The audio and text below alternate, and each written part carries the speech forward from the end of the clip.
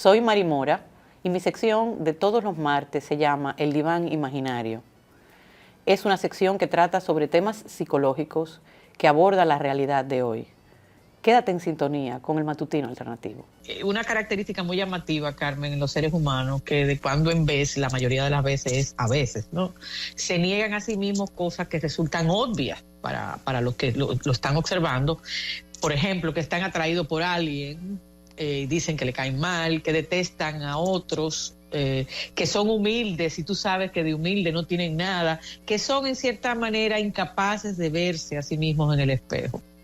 Cuando es algo circunstancial, no deja incluso de tener su gracia y por detrás uno se ríe y comenta, pero cuando esa característica pasa a ser parte de una forma de ser que es consustancial a la personalidad de alguien, que es de lo que yo quiero ocuparme hoy, entonces estamos hablando de una característica patológica que puede tener complejas repercusiones para la vida y para la salud de esa persona.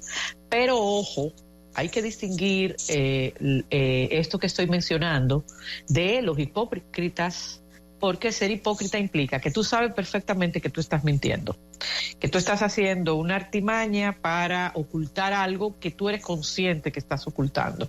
De lo que yo estoy hablando, que se llama en psicoanálisis formación reactiva, en este caso el individuo es el primero que se engaña. Entonces hay una gran diferencia, creo yo, entre una cosa y otra, ¿no? Cuando hablamos de formación reactiva, es algo más que un mero mecanismo de defensa, porque existen dos subtipos.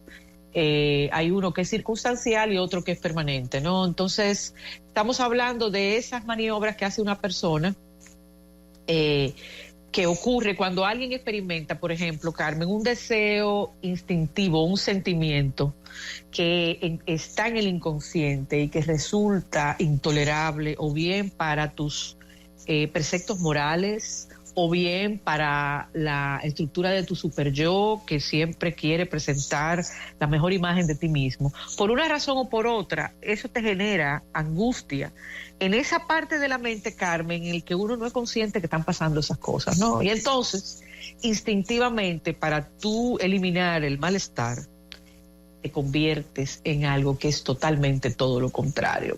Decía Robert Isaacson, que es un psicólogo que tiene muchos libros publicados de psicología fisiológica, pero también de temas que tienen que ver con psicoanálisis. Él decía que la formación reactiva es un complejo mecanismo de defensa mediante el cual los sentimientos e impulsos inaceptables son modificados para volverlos aceptables. Voy a poner unos cuantos ejemplos, Carmen, porque eso puede ayudar a que me puedan entender mejor.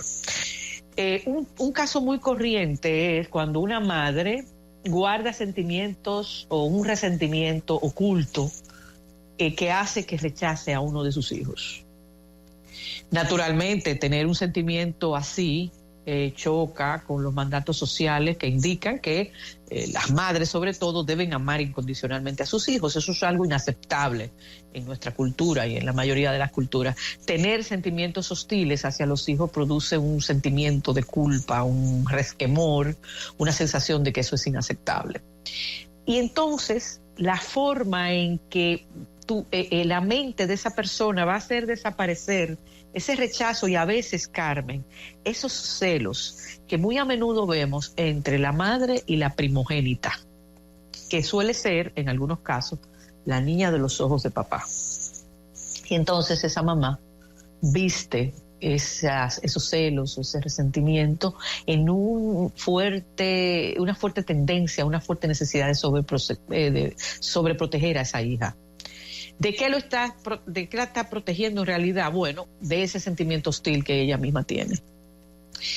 Sobreproteger a esa hija acalla esa culpa y repara o evita ese daño que siente esa persona que podría hacerle esa hija. Y los demás nos damos cuenta, yo lo he visto en familias cercanas a mí, no necesariamente desde la consulta, nos damos cuenta de que hay un rintintín de esa madre hacia esa hija, pero esa madre hace todo lo posible por disfrazarlo. No estoy diciendo con ello, porque ese es el riesgo de la malinterpretación, que toda madre sobreprotectora siente eso por su hijo. No, pero digo que suele ser una manera también de hacer, de taparlo. Para poner otro ejemplo que me es más cercano y más reciente, recuerdo una señora de carácter muy recio, de estas mujeres que se le ven que son mandonas.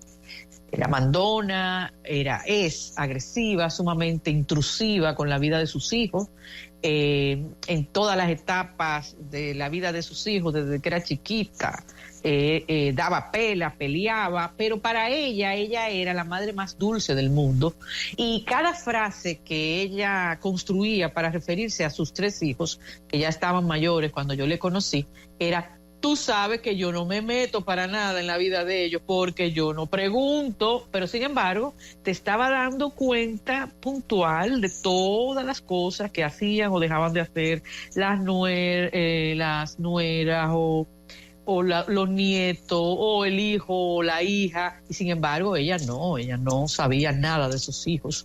Y al hilo de ese discurso tú decías, pero ¿cómo es posible que ella no se está dando cuenta? También tengo a alguien muy cercano que vive diciendo constantemente: no, porque tú sabes, va de humilde, Carmen.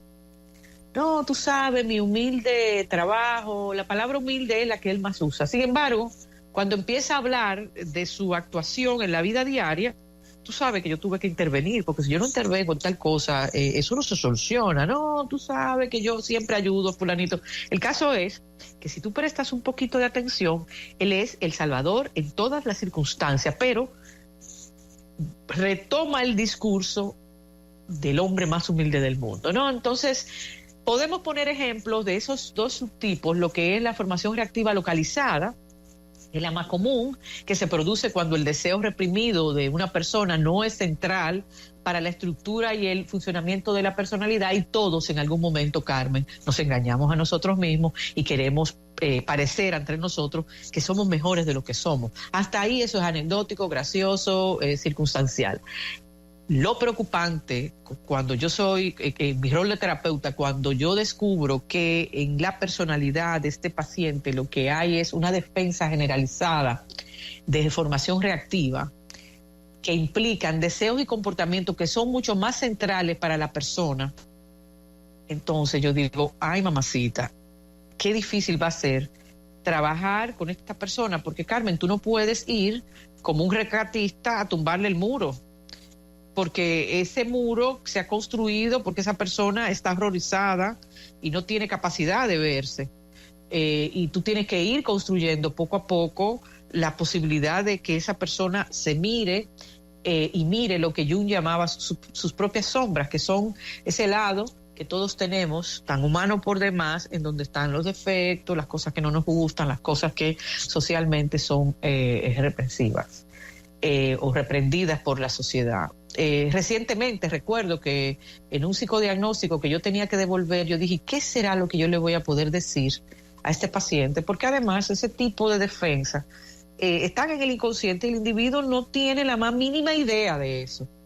Y casi yo no le pude decir nada de lo que ese diagnóstico decía, que él era un hombre acaparador de la atención de los otros, que los mecanismos de él eran absolutamente narcisistas, que era un represor total de todas sus emociones. Él había ido porque la familia lo había llevado porque le había dado un síncope en un lugar público, y él decía que era el hombre más pacífico del mundo, y yo decía, wow, tan necesitado que está él de ayuda, tantos demonios que tiene agitados en su interior, y sin embargo tiene una estructura que le impide verse. Entonces, por eso digo que hay que prestar atención a esto de la formación reactiva, porque eso enferma a cualquiera. Negarte completamente, Carmen, de forma permanente y aparentar ante ti mismo que tú eres todo lo contrario y que sientes todo lo contrario, es un infierno existencial que acaba enfermando físicamente a las personas y por supuesto psíquicamente también. Gracias por acompañarnos en el Diván de Mari Mora.